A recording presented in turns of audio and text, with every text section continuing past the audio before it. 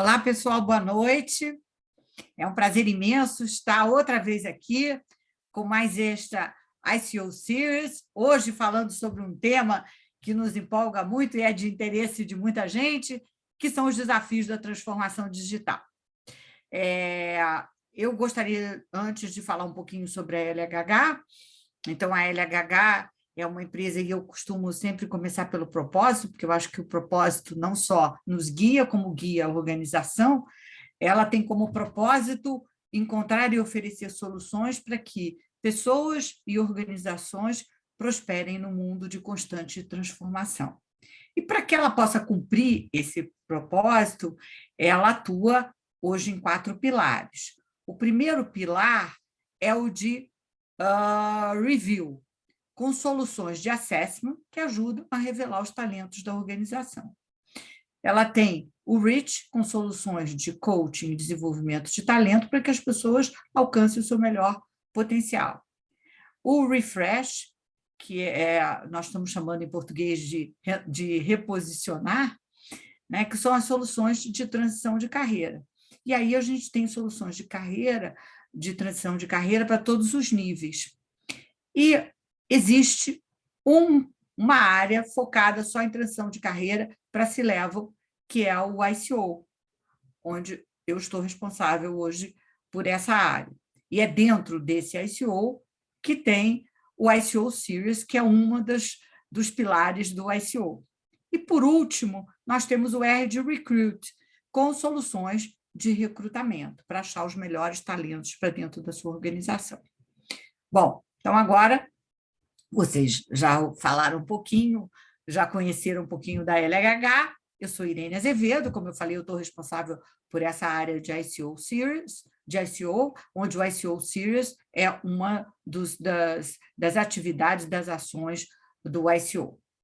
É um prazer imenso, muito obrigada a todos. Eu queria dizer que, infelizmente, aqui as perguntas elas são colocadas no chat, e dentro do possível, eu vou fazendo as perguntas do chat. Não fiquem chateados se a sua pergunta não for ao ar, mas a gente espera no próximo ICO Series. Hoje é um prazer muito grande estar aqui com o Marcos e com a Suzana. Eu sempre gosto que as próprias pessoas se apresentem, né? Porque eu acho que melhor do que as pessoas se apropriarem, falem melhor de si mesmo e falarem um pouquinho dos seus negócios. Então, agora eu deixo vocês decidirem quem é que vai falar primeiro, se é o Marcos ou a Suzana. Eu posso começar, Suzana, por favor. Isso, por favor. Obrigada. Bom, meu nome é Suzana Kubrick, eu sou mãe da Sara e da Sofia, profissional de recursos humanos, com mais de 25 anos de carreira, apaixonada pelo desenvolvimento humano, apaixonada por compartilhar conhecimento. Atualmente trabalho no Nubank, sou vice-presidente de Pessoas e Cultura, estou no Nubank faz 9 meses e já passei por outros setores, né, outros mercados, passei pela Unilever, Greenpeace, Novartis, Glaxo, mais recentemente na Cantar e, por fim, agora estou aqui no Nubank nessa jornada incrível de transformação.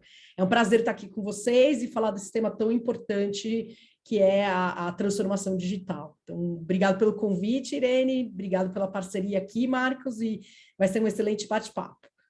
Ótimo. Marcos. Muito bom. Suzana, prazer estar aqui com você, Irene, obrigado pelo convite, boa noite a todos e todas. Bom, eu sou sócio da PwC, né? A PwC é uma empresa de consultoria e auditoria, é uma jovem senhora no Brasil, 105 anos, né? Nós somos a empresa mais jovem, com maior idade, provavelmente, que a gente conhece. A gente gosta muito de falar desse tempo, porque 100 anos é algo que a gente tem muito orgulho. A minha carreira é da PwC, eu tenho 39 anos de PwC, então nos últimos 39 anos eu trabalhei na PwC, fiz toda a minha carreira aqui, sou apaixonado por gente, né? Faço auditoria, faço consultoria, mas sou apaixonado por gente, por isso que me trabalhar numa empresa onde tudo são as pessoas, né? Coordenei o nosso RH por 4 anos, até o ano passado, e desde o ano passado eu coordeno a nossa área de Digital Upskilling, que é a nossa forma de investir nas nossas pessoas e garantir e oferecer para eles oportunidades que eles garantam a sua relevância nesse mercado, né, de hoje, né? Porque o futuro chegou já tem alguns anos, né, Suzana? Então, é isso aí. Um prazer falar com vocês hoje sobre transformação digital. Ótimo. Então, para a gente começar o nosso tema, que são os desafios da transformação digital, eu queria começar com uma pergunta que eu acho importante e que, de vez em quando, eu escuto. Humanização e transformação digital dos negócios, né? Elas são compatíveis?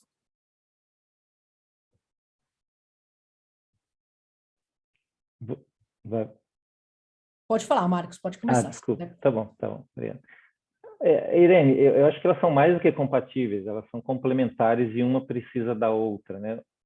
O mundo é melhor hoje, né? O mundo é melhor hoje do que qualquer momento no passado, e um dos fatores dessa melhoria na qualidade de vida, de uma maneira geral, obviamente, é a tecnologia, né? A gente tem mais saúde, a gente vive mais tempo, a gente tem mais acesso à diversão, uma série de coisas provocadas pelo crescimento exponencial da tecnologia. Agora, o cuidado que a gente tem que ter é que nós temos que usar a tecnologia e não nos transformarmos na tecnologia, né? Porque toda vez que a gente for competir com a tecnologia, o ser humano vai perder naquelas habilidades que são, né, repetitivas, que não demandam as habilidades humanas, né, socioemocionais. E aí, eu acho que essa pergunta, né, vem sempre desse medo, né? Será que eu vou ser substituído por um robô? Não, o ser humano nunca vai ser substituído por um robô. Atividades que alguns seres humanos fazem, provavelmente serão automatizadas, em benefício da sociedade. Mas é por isso que a gente trabalha, né, nesse processo de upskilling, reskilling, o nome que a gente der, para que a gente possa estar sempre à frente, né, acompanhando a evolução e que a gente, de fato, não se torne a tecnologia, que a gente use a tecnologia como um meio, né? Suzana, você gostaria de complementar? Complementando, sim, quero complementar aqui, quero fazer um contraponto, né? Eu acho, assim, eu não acho que os seres humanos serão substituídos pela tecnologia, mas eu acho que eles podem ser robotizados, né? Então, se a gente não tomar cuidado com o lado humano, a tecnologia vai fazer com que a gente vire um robô. Como a gente faz coisas automáticas, né? Como muitas coisas que antes a gente parava para pensar, refletir, a tecnologia e a digitalização automatizou, facilitando a nossa vida, mas também tirou da gente a possibilidade de crítica, né? Então, por exemplo, hoje, quantos de nós não coloca um endereço no Waze e segue cegamente o que o Waze está falando, sem pensar que caminho você está fazendo, né? Então, eu vejo o risco muito mais da digitalização robotizar o ser humano, e por isso a gente tem que ter muito essa consciência da importância dos nossos aspectos humanos para que a tecnologia esteja ao nosso serviço e que a gente não perca o que só o ser humano pode ter, né? Que é esse senso crítico, a capacidade de resolução de problemas de um lado mais sensorial e sensitivo. Então, como é que a gente não deixa que fique só um mundo robotizado, onde o humano não tem espaço, né? Então, a gente tem que continuar mostrando que esse valor existe e cavando espaços para o ser humano nesse novo normal. Muito bom. Então, dentro desse conceito, né, de humanização, vocês notaram, porque, assim, logicamente, a gente viu durante esse período de pandemia, né, o que os negócios ficaram com o maior uso de tecnologia, né, e mais digital, né? Lógico, o Nubank já nasceu digital, mas alguns negócios também tiveram que se tornar mais digitais, né? Se tornarem mais digitais. Você acha que com essa maior digitalização, e você que já nasceu digital, quer dizer, o Nubank, né? Você, o Nubank que já nasceu digital, você acha que as relações humanas com os clientes e os funcionários, isso realmente mudou? Olha, o Nubank é uma empresa digital, mas extremamente humana e customizada, né? A gente está remoto, né? Eu entrei aqui ainda em trabalho remoto, né? Tivemos poucas interações no escritório, e eu posso dizer que a relação com o cliente, ela é uma relação automatizada, porque é feito via chat, a maior parte das interações com o cliente é feito via chat no aplicativo, muito menos do que ligações telefônicas de 0800, mas é uma relação completamente humana, né? Então, você começa a conversar com um robô, é passado por um atendente, e é interessantíssimo como a conversa desenrola. Se você fala o nome do seu cachorro, o atendente vai engajar nessa conversa. A gente tem clientes que ligam quando estão se sentindo sozinhos só para bater papo com os atendentes, né? Vários relatos de pessoas querendo casar com o Nubank em chats porque se sentem sozinhos e querem ter esse aconchego e esse acolhimento. Então, eu acho que o digital do Nubank é um digital muito humanizado, é um digital usando a tecnologia, o lado bom da tecnologia, né? Facilitando a nossa vida, dando acesso ao sistema bancário para milhões de brasileiros que não tinham acesso a crédito, acesso a um cartão de crédito. Então, eu acho que é muito mais nesse sentido do lado do digital, do simples, do acessível, do que do digital para o lado do robotizado, o encaixotado, o padronizado, né? Então, eu acho que é uma customização através da digitalização, né? Então, eu sinto que as relações humanas são fundamentais, tanto dentro da empresa como para os clientes, né? Um dos nossos principais valores queremos que nossos clientes nos amem fanaticamente. Então, é um dos valores principais da empresa. Que bom, porque aqui a Carmen Queiroz, ela só reforçou, ela botou o conceito do Nubank é digital, mas a relação é homem a homem, né? Exemplo do uso do digital a serviço do ser humano, né? Então, só complementando, fiz questão de complementar, porque eu acho que tem tudo a ver aqui com o que você está falando. Marcos, você que gostaria de... Porque nós estamos falando se mudou a relação, né? O que mudou na relação com os clientes, o funcionário, se realmente mudou. Obviamente alguma coisa mudou, né? Pelo distanciamento, né? O nosso trabalho ele é pessoal, né? A gente ou na auditoria, ou na consultoria tributária, a gente tem relação com pessoas, né? Eu sempre digo que são pessoas da PwC trabalhando com pessoas dos clientes, né? As corporações não têm, né? O CNPJ não tem coração, né? Tem cultura. E aí, eu acho que o tema importante, né? E que acho que no nosso caso nos ajudou é a cultura, né? Uma cultura muito forte, né? Eu gostei que você falou do propósito da LHH, o propósito da PwC é construir confiança na sociedade e resolver problemas importantes. Quer dizer, a gente faz isso através das pessoas e das relações, né? Como a Suzana falou. Então, uma relação positiva que desenvolve uma confiança, né? Ela é produtiva. E aí, nessa distância, né? Toda a tecnologia ajudou, né? Ajudou a gente poder continuar ajudando os nossos clientes, né? Porque se eu me distancio, eu não consigo ajudá-los naquilo que eles precisam. Mas teve uma coisa fundamental que a gente foi aprendendo, é que a distância e a tecnologia nos obrigaram a ser mais eficientes em alguns temas, né?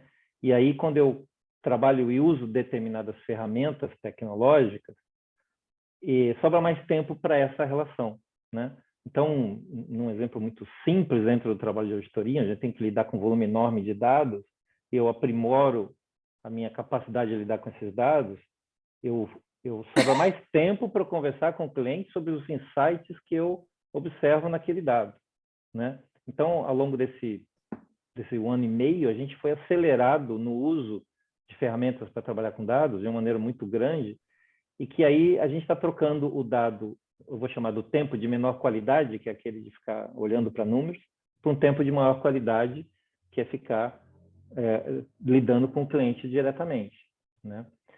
Agora, um tema que eu gosto sempre de conversar aqui nessa situação é cultura, né? Como é que a gente trabalha mantendo a cultura, né, no distanciamento. Esse é um esforço enorme de liderança, né? De todo mundo estar envolvido o tempo todo. E quando eu digo liderança, é menos a liderança, né, hierárquica, e mais é a capacidade de influenciar, né? Aquelas pessoas que estão na organização que têm a capacidade de movimentar e influenciar as pessoas para parar, para refletir, para discutir, para aprimorar e para perceber o que está acontecendo, né? Porque a vida mudou, né? As pessoas trabalhando em casa têm outras demandas agora. Né? Muito, muito bom você ter tocado nesse assunto de liderança. Parece que você me tirou a próxima pergunta que eu ia fazer para vocês.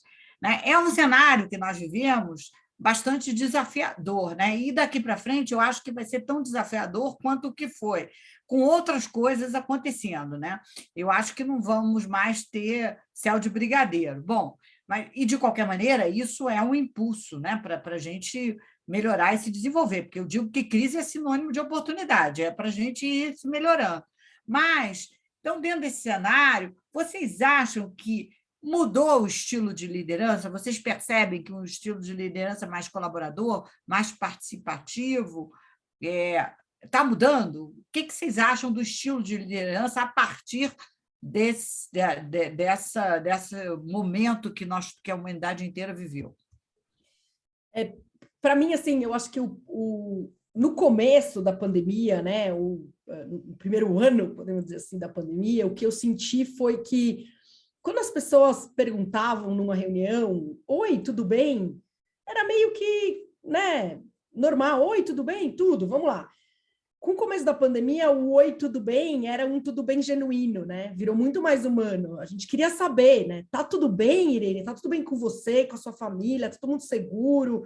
Tem alguém com Covid? Tem alguém com sintomas? Você tá bem? Suas filhas estão em homeschooling? É um bom horário para conversar agora? Então, acho que no começo, o líder ele foi muito empático, pelo menos nas minhas experiências, né?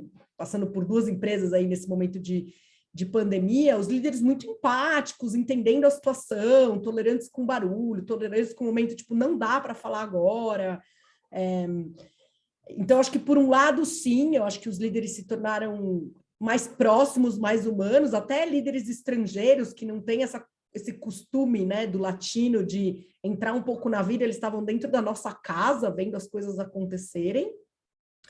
Por outro lado, eu acho que se perdeu a conversa de corredor, né? E aquele momento de descompressão. Então, hoje eu tenho, sei lá, de 12 a 16 reuniões por dia, de meia hora, 45 minutos cada uma. Eu pulo de uma reunião para outra e eu não estou mudando de sala, não estou encontrando aquela pessoa no corredor, eu não estou conseguindo ter aquela descompressão. Então, eu acho que o líder ele tem que ter muito essa consciência de fazer os check-in e check-outs das reuniões. E, na minha opinião, ao longo desses últimos 2 anos, isso vem se perdendo um pouco, porque a gente já está entrando nesse loop de que é normal, né? Você vai entrando de uma reunião para outra e a gente não para respirar e acabar socializando. E para finalizar meu raciocínio aqui, eu estou muito curiosa para saber como vai ser esse ambiente de retorno ao escritório, porque ele não vai ser 100% presencial, ele vai ser sempre híbrido. Uma coisa é você estar 100% com a sua equipe online, trabalhando todo mundo em Zoom, e outra questão é parte presencial e parte online. E esse híbrido, fazer funcionar, vai requerer do líder um músculo diferente, que a gente não sabe ainda como é. E eu acho que essa transformação da liderança para essa terceira etapa, né, que é pós-pandemia, para mim, eu estou muito curiosa para entender como é que a gente vai transitar nesse mundo como líderes. Ótimo. Marcos. Eu concordo totalmente com a Suzana. Quer dizer, a gente foi por um alto nível de empatia no início, né, da pandemia. Para dar um exemplo, né, eu coordenava o RH da PwC e cada pessoa que a gente recebia uma informação que tinha né, uma infecção, ou ele ou a família, a gente ligava todo dia, olha, como é que tá, como é que não tá, tá. E assim, foram meses fazendo esse monitoramento até que chegou uma hora que a gente não tinha mais condições, porque a quantidade, a gente felizmente passou bem, mas passou a ser parte do dia a dia, né? E acho que o risco, como a Suzana levantou aqui, é a gente aceitar que agora é assim mesmo, não, tudo bem, eu volto a perguntar se está bem, a pessoa responde que está bem, e eu, né, é o bem, sem a profundidade que a gente tinha há pouco tempo. Então, a gente não pode perder isso, né? Como liderança, a gente não pode perder isso, porque a gente tem todo esse risco de que tem que ser discutido, né, do tema da saúde mental, né, que quando a pessoa tem algo evidente é mais fácil de ver, mas quando a pessoa não está emocionalmente bem naquele momento, não abre a câmera e você não percebe, tá? Então tem algo aí pela frente que a gente vai ter que ter muito cuidado, tem que ter muita atenção. Mas o tema né, dessa próxima etapa a Suzana falou, qual é esse músculo, né?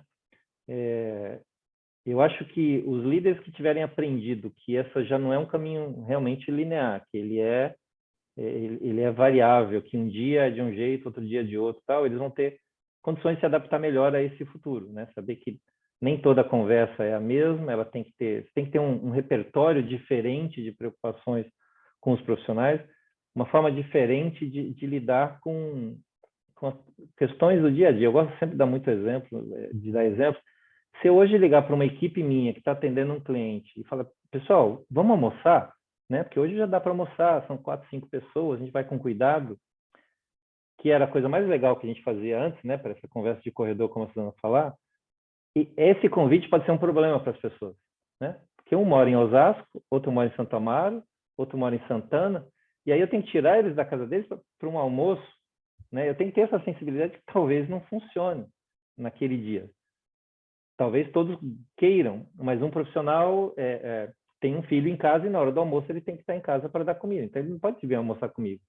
E tudo bem, é parte do que é. Mas ter essa sensibilidade, né, é muito importante. Então o radar vai ter que estar funcionando realmente em múltiplas direções. Radar, sonar, tudo que captar informação por aí tem que estar ligado para a gente não transformar algo que parece legal em algo que vire uma obrigação para o profissional e gere nele um transtorno. Então, esse diálogo, né, o que é melhor para todo mundo nesse determinado momento, para uma reunião, para um almoço, para uma reunião com o cliente, tem que ser muito, muito bem trabalhado, né? E tem o cliente na ponta que a gente também sempre tem que trazer para a mesa na conversa, né? No nosso caso aqui, a interação com o cliente é mais direta, né? Eu costumo eu costumo dizer o seguinte, que nessa fase que nós vivemos e que nós vamos ver daqui para frente, na verdade, os conceitos de liderança, eles é que vão predominar. Porque é o seguinte, a gente sempre soube que ser líder era inspirar, que era liderar de acordo com as motivações das pessoas, que era estar perto da sua equipe. Só que antes a coisa andava, né? Eu não tinha, mas agora eu tenho que ter liderança desde a ponta, a pessoa própria também tem que ser líder da sua própria vida e da sua própria carreira. Então, eu digo, essa vai ser a era da liderança, como a gente aprendeu antes, né? Que não mudou nada. E tem aqui mais uma questão do Washington, ela é uma questão, ele está complementando, no mundo dos negócios digitais pós-pandemia, quem não entender de gente não vai mais obter resultado e prosperar. Cuidar das pessoas está se tornando a prioridade número 1, né? Da liderança corporativa, né? Eu tinha uma pergunta antes de fazer outras perguntas que estão aparecendo aqui, é o seguinte, como é que vocês veem o conceito? Porque quando a gente fala em transformação digital, vem o conceito da organização colaborativa, uma estrutura mais colaborativa e circular, onde não só a liderança sênior tem um papel estratégico, né? Como é que vocês veem isso?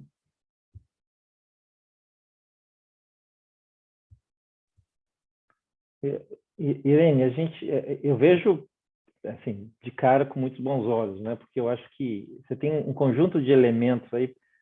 Assim, o conhecimento ele não está mais restrito ao número de anos que você tem na empresa, né? O conhecimento está com as pessoas que vêm das diversas camadas, com as diversas experiências. Aí tem todo um tema de diversidade também que é super importante.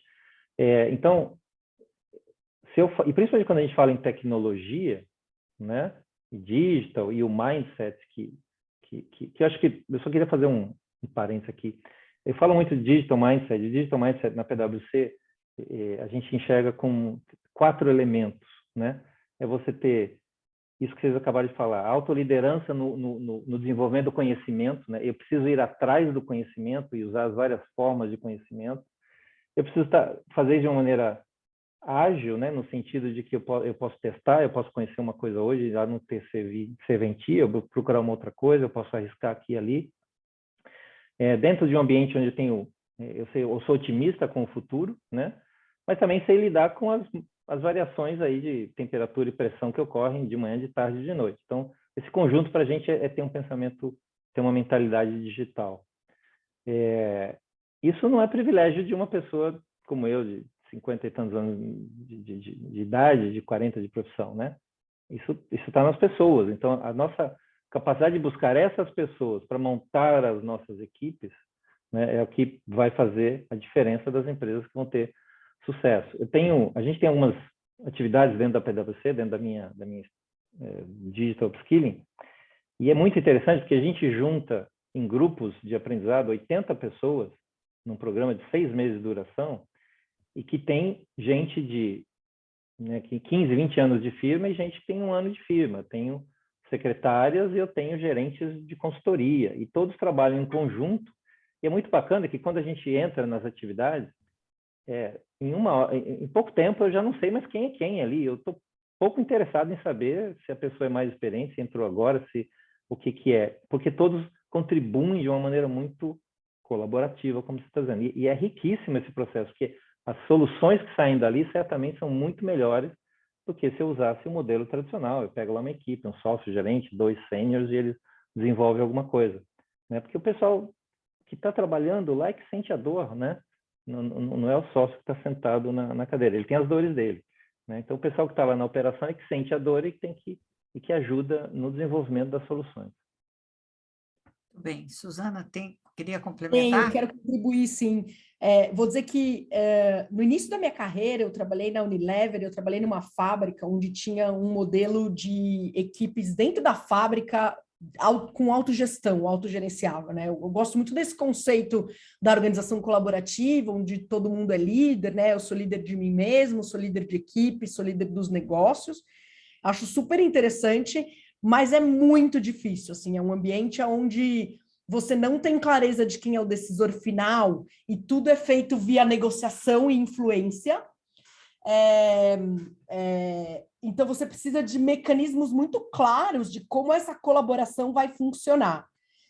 Eu gosto muito de um livro que chama Muitas Vozes, uma Canção, que fala sobre o conceito de sociocracia e alocracia, e também o livro do Frederick Lux, que fala sobre a evolução da cultura organizacional e da organização teal.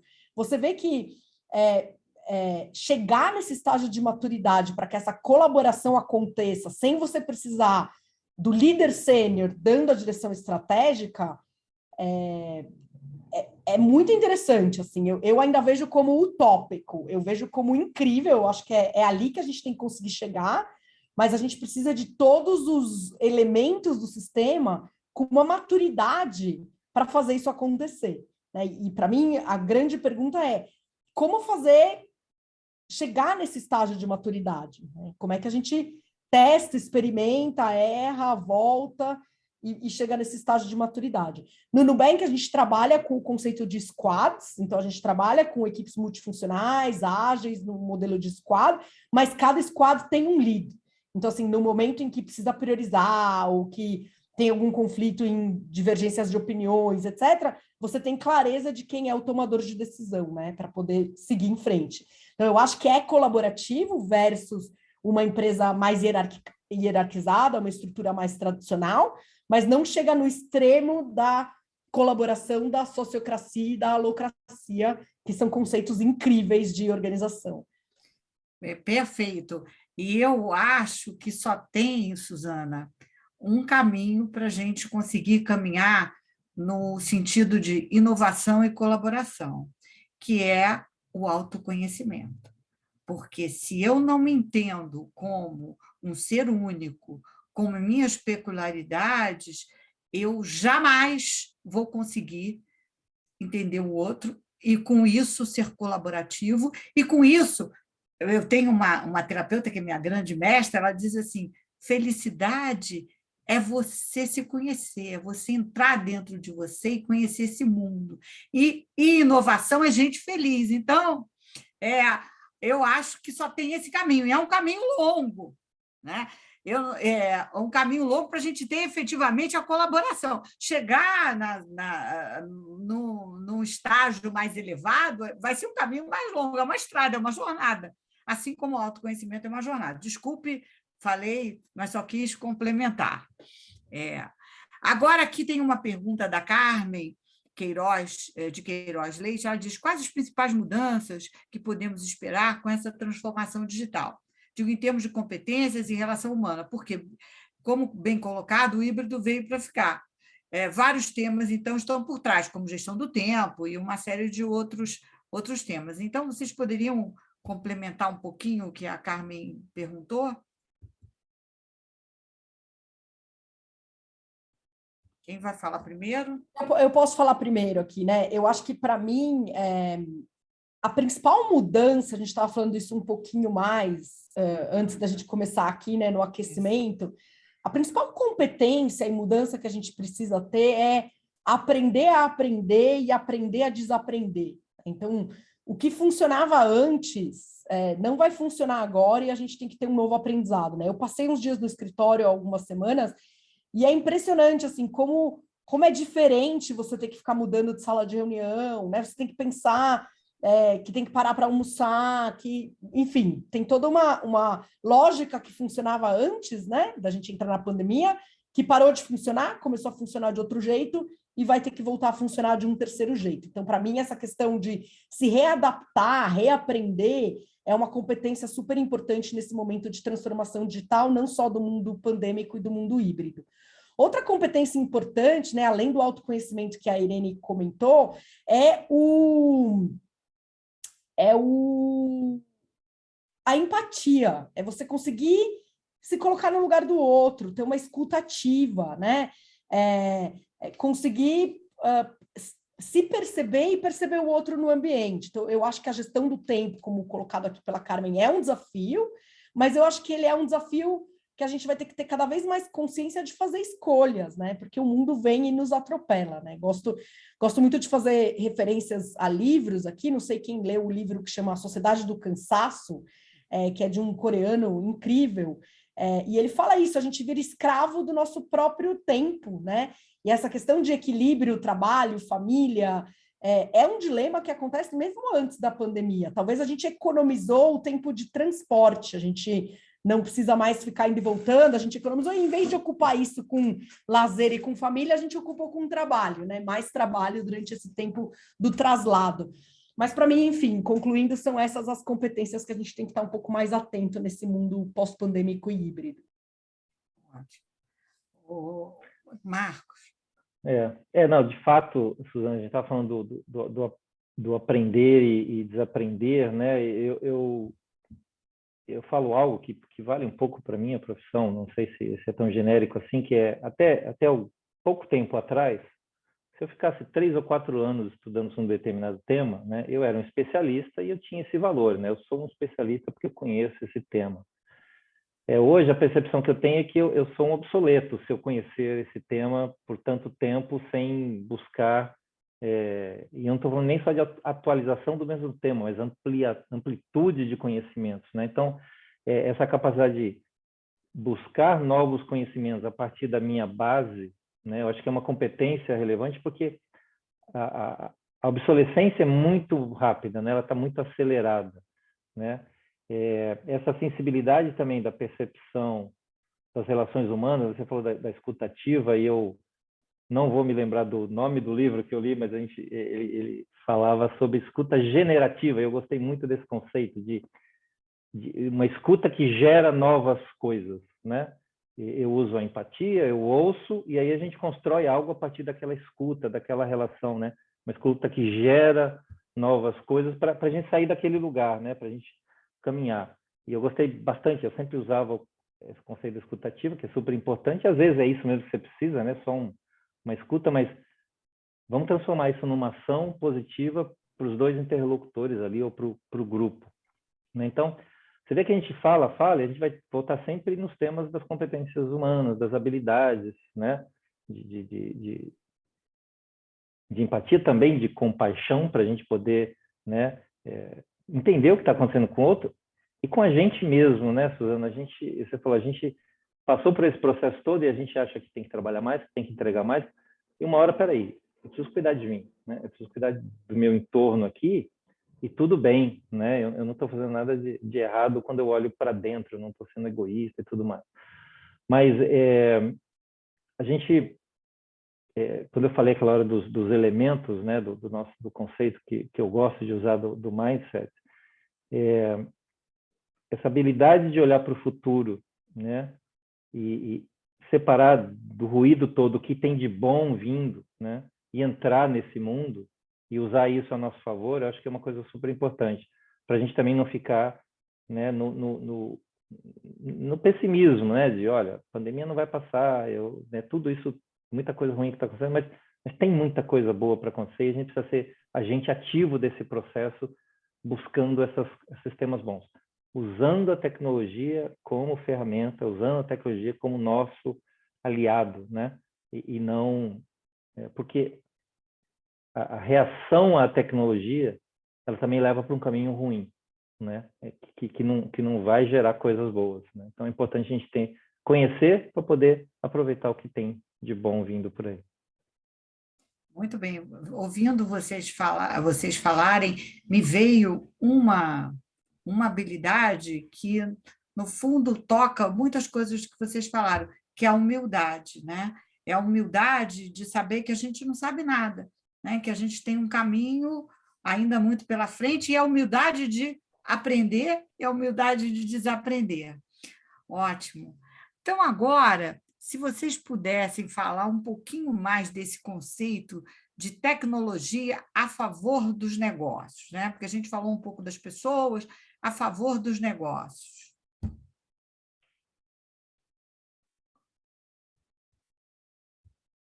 Oi. A gente... Eu vou fazer referência a aquele evento que a gente estava falando aqui no aquecimento, né? Tem 2 semanas nós fizemos um evento na PwC, que transmitimos também para o YouTube, que a gente chama de Digital Week. Segunda, terça, quarta, quinta e sexta, focando em 5 setores diferentes, né? Setor de saúde na segunda, serviços financeiros na terça, consumo e varejo na quarta, agribusiness na quinta, energia na sexta. E assim, foi fantástico ouvir, e a gente convidou, né? Nós convidamos os executivos aí dos setores, e foi fantástico ouvir exatamente esse tema, né? O que a tecnologia ajuda no setor de saúde?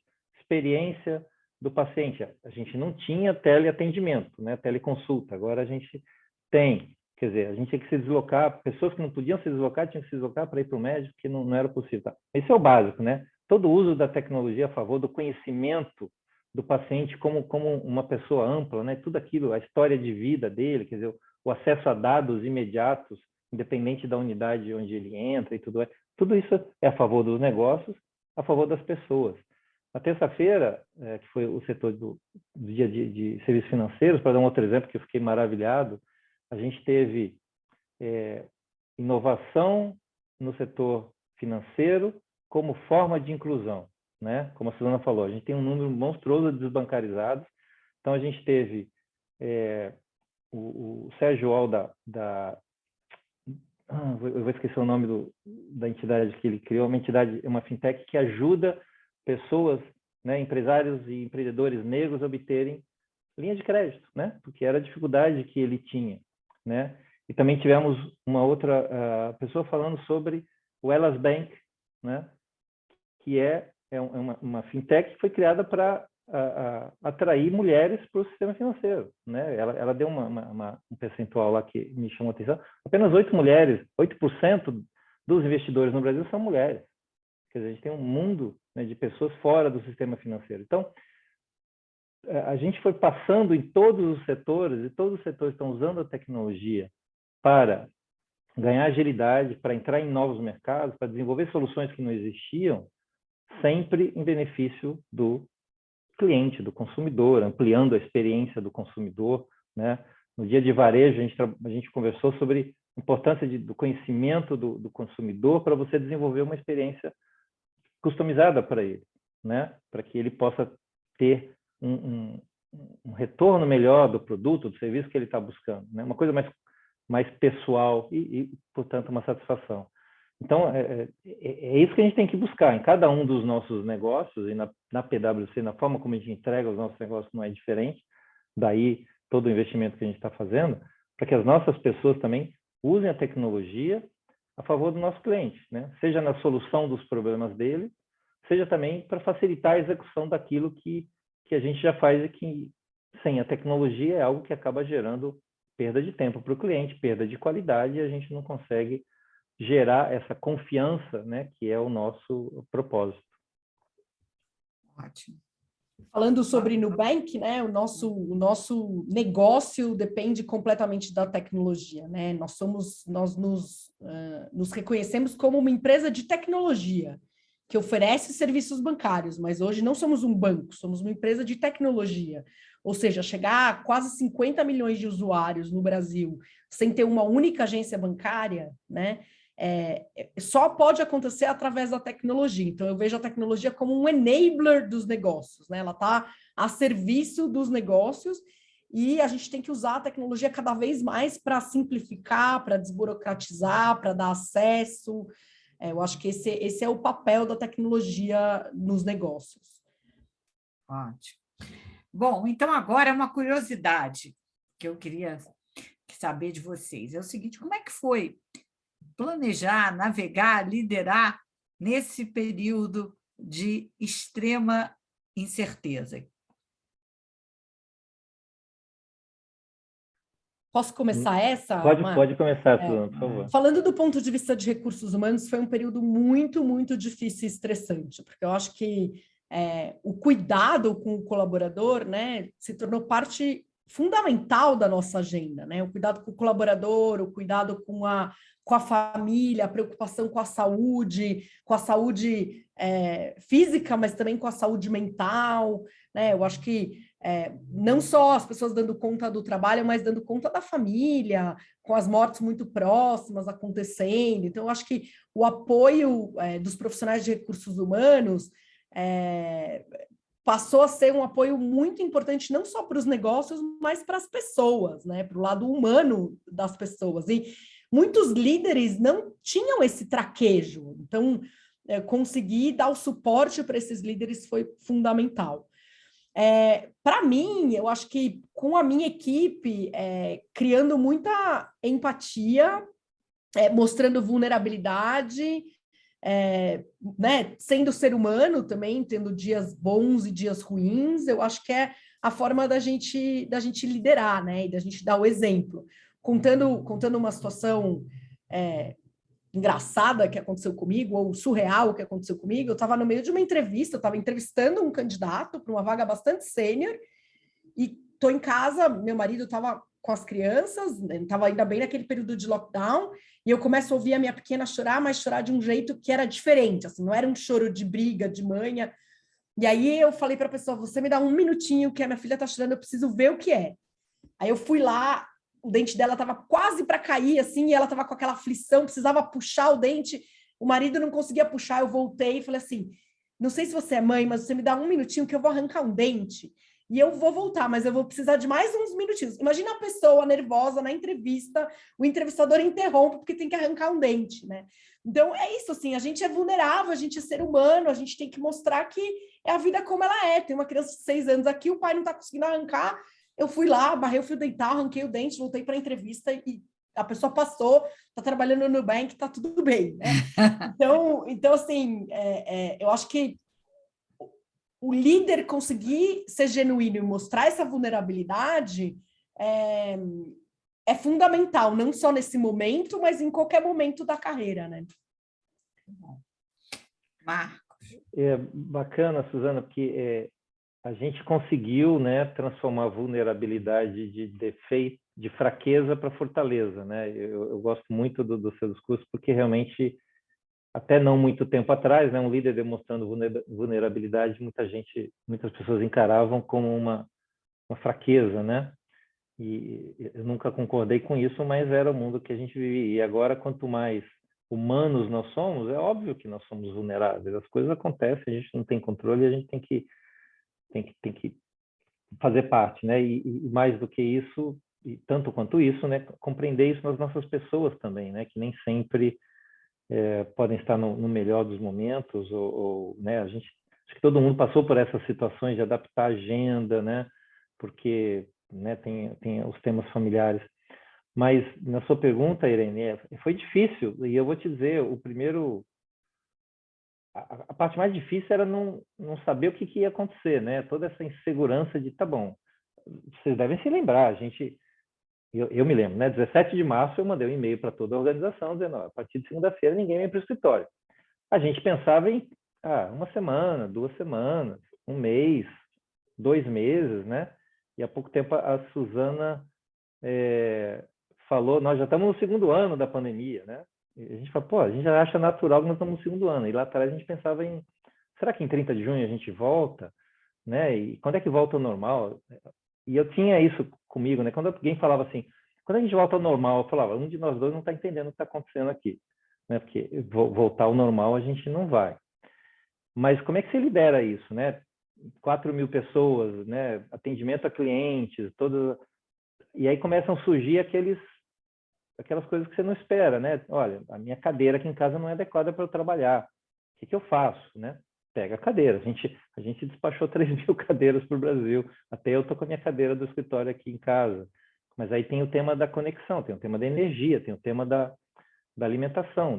E você vai criando soluções para isso, né? Ou pelo menos, talvez solução é forte demais, mas você vai criando paliativos para que as pessoas possam não ter isso como um problema, porque já tem tanta coisa acontecendo.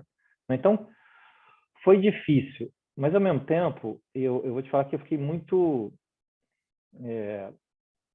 feliz, é um termo, não sei se é correto, mas como a organização se uniu, né? Como as pessoas se uniram, todo mundo, para se ajudar, para ir em frente, para carregar e entender que tem um passo, tem outro, vamos esperar e tal. Então, a gente passou por esse período muito mais fortalecidos, e a gente tem visto isso nas nossas pesquisas internas de clima, né? Que a organização se fortaleceu como um todo, né? As pessoas estão bastante engajadas porque elas estão comprometidas umas com as outras. Então, como você falou, né? Era um desafio, virou uma oportunidade, a gente está passando por ele, mas não pode baixar a guarda, né? Tem muita coisa ainda pela frente. Mas a organização ficou mais forte na sua cultura e em cima dos seus valores, né? Então, nessas horas, os valores que a gente tinha, eles foram vividos no seu extremo. Então, eu tenho muito orgulho da nossa organização, das pessoas, da forma como eles reagiram e passaram por esse período, né? E não só a liderança, mas certamente não só a liderança, mas todo mundo, né? Que bom. Tem aqui uma pergunta do Alexandre Castanho. Ele diz o seguinte, ele tem para você, para a Suzana e tem também para o Marcos, né? Vocês acham que a estratégia de valorização do cliente mudou na estratégia, né? E fez o banco se reinventar ainda mais do que, porque já é um banco inovador, né? E aí ele pergunta depois para o Marcos, e a PwC? Se reinventou também nesse período? Olha, o que eu posso dizer é que o cliente está no centro de tudo que o Nubank faz, né? Então, foi um momento onde, obviamente, com toda a questão da economia, aumentou as taxas de inadimplência, a gente fez o máximo possível para aumentar crédito das pessoas de uma forma responsável. Então, eu não acho que mudou a estratégia, mas houve uma empatia de pensar como eu ajudo as pessoas a navegar nesse período de incerteza, ambiguidade, perda de emprego, falta de dinheiro, auxílio governamental, como é que a gente pode olhar nossas políticas de crédito e de inadimplência, tendo em consideração esse momento da economia. Então, acho que isso foi levado em conta, mas eu não diria que é uma mudança estratégica, eu acho que foi uma mudança circunstancial. Bom, como a própria Irene disse, né, se reinventar é o que acontece todos os dias aqui no Nubank, com inovações e com coisas focadas para melhorar a experiência do cliente, né? Marcos. Na PwC, a gente fez um exercício estratégico no ano passado, em junho, julho, que nós faríamos de qualquer maneira, pelo momento, né? Nós tínhamos a nossa estratégia que tinha lá a visão 2020, então junho de 20 era a época de discutir. E, obviamente, ela foi discutida dentro do contexto de pandemia, aceleração do avanço tecnológico, porque eu sempre digo, né, a PwC sofre o impacto de todos os setores, porque a gente atende clientes em todos os setores, então a gente sente a dor do cliente em todos os setores, né? Então a gente redefiniu uma estratégia já aproveitando aquele momento e olhando o futuro e que a gente está implementando. Então, eu acho que o tema reinventar é poder definir algumas coisas. A gente conseguiu mudar alguns paradigmas, né, que existiam há muito tempo, né?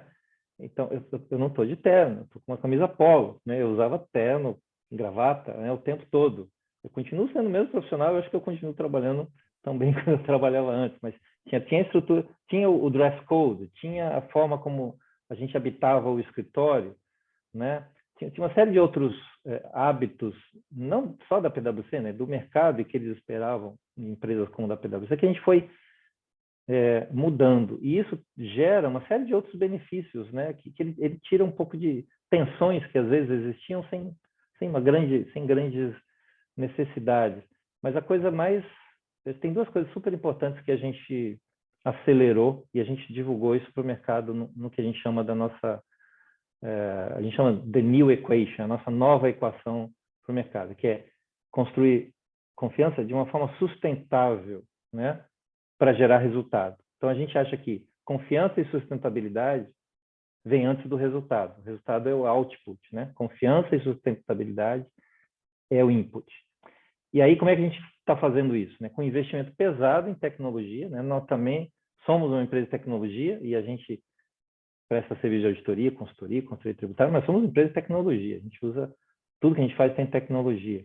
E um outro tema que a gente acelerou fortemente é o tema de diversidade e inclusão, ou inclusão e diversidade. A gente acelerou nossos programas porque, se a gente pode chamar de reinvenção, né, a gente está contratando agora no Brasil inteiro. A gente tinha escritórios no Brasil inteiro, mas eu posso contratar um rapaz que mora em Manaus para trabalhar em São Paulo, né? Porque é possível hoje. Então, isso abriu uma série de oportunidades para a gente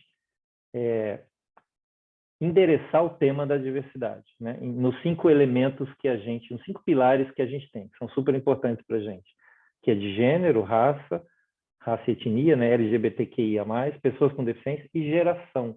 Geração é super importante para a gente, porque eu tenho 56 de idade e 39 de PwC, mas a idade média do nosso pessoal é de 28 anos, né? E os assistentes que entraram agora há um mês têm 21, 22. Então, geração é importante. Mas a gente está trabalhando nesses pilares de maneira muito forte, né? E que elementos aí desse mundo que a gente está vivendo estão sendo aceleradores desse processo. Porque também os jovens que vêm trabalhar com a gente, certamente também com o Nubank, eles procuram o famoso propósito, né? Qual é a importância do que eu estou fazendo aqui dentro? E a gente está endereçando esse tema para a gente poder atraí-los e retê-los, né? Porque atrair, honestamente, é mais fácil, né? Quando eles entram e veem a realidade, eles têm que ver a mesma realidade que foi oferecida antes. Então, a gente faz esse esforço grande para que, né, o pessoal fala em walk the talk, e eu gosto de usar a frase live the life, né? É mais do que falar, eu tenho que viver aquilo que eu mostro para eles. E a gente está fazendo esse esforço e esse mundo está permitindo isso. Então, podemos até dizer que a gente se reinventou, né? Quem está dentro da PwC pode ver que tem mudanças significativas aproveitando, né, esse momento. Então, na verdade, o que você está me falando é que vocês estão propiciando inclusão, né? Porque diversidade você pode ter todas as raças, LGBTQIA+, tudo junto. Mas se não tiver inclusão dessas pessoas, elas não puderem viver a vida como você diversidade não tem... sozinha é quantitativo, né? E a inclusão, sim, traz a qualidade para a quantidade. Então, por isso que a gente está falando agora, inclusão e diversidade. Primeiro vem a inclusão. Né? Eu também gosto e sempre falo sobre inclusão primeiro, né? Bom, eu queria, só para finalizar, Suzana, como o Marcos tocou na questão do recrutamento, que hoje está um pouco mais sem fronteiras, né? Porque você pode recrutar realmente alguém, até lá fora, né? Se a pessoa estiver lá fora, um brasileiro que esteja lá fora, pode trabalhar, né? Então, você viu isso no Nubank também? Bastante, Irene, e muito mais assim por uma pressão dos talentos, querendo trabalhar remoto, querendo estar espalhados. uma demanda, né, por opção desse trabalho remoto, e a gente vive uma dicotomia, porque a gente entende que a cultura ela é feita no dia a dia, no pele com pele, né? A gente vê a importância de estar, mesmo sendo digital e não tendo agências, a gente vê a importância das pessoas estarem próximas para que a gente continue evoluindo a nossa cultura. Para vocês terem uma ideia, mais de 2/3 dos colaboradores do Nubank começaram pós-pandemia.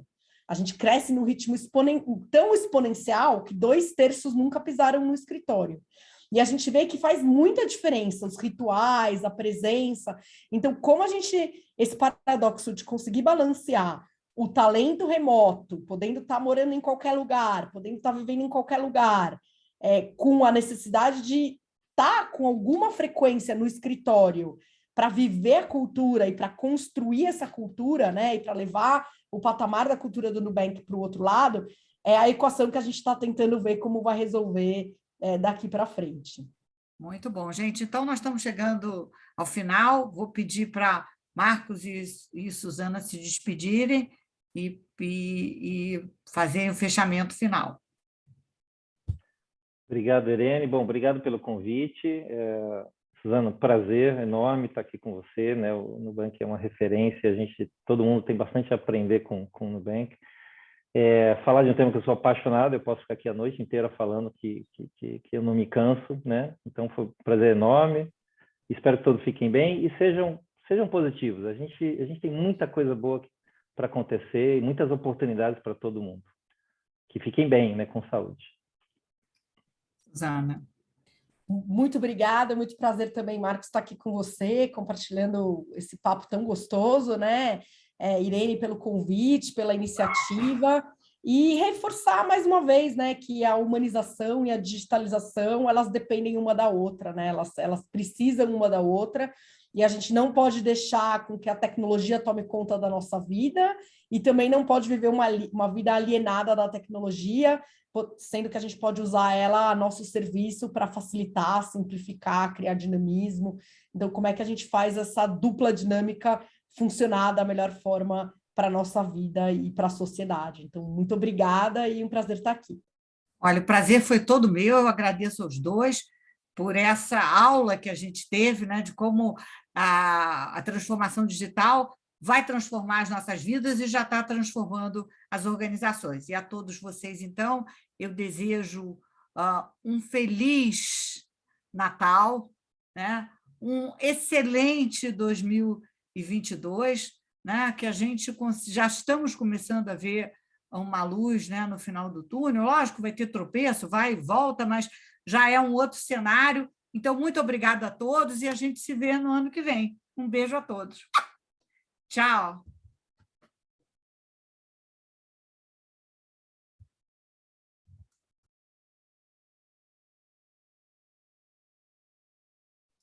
Tchau, tchau, Marcos. Tchau, tchau, Tatiana. Obrigada. Boa noite.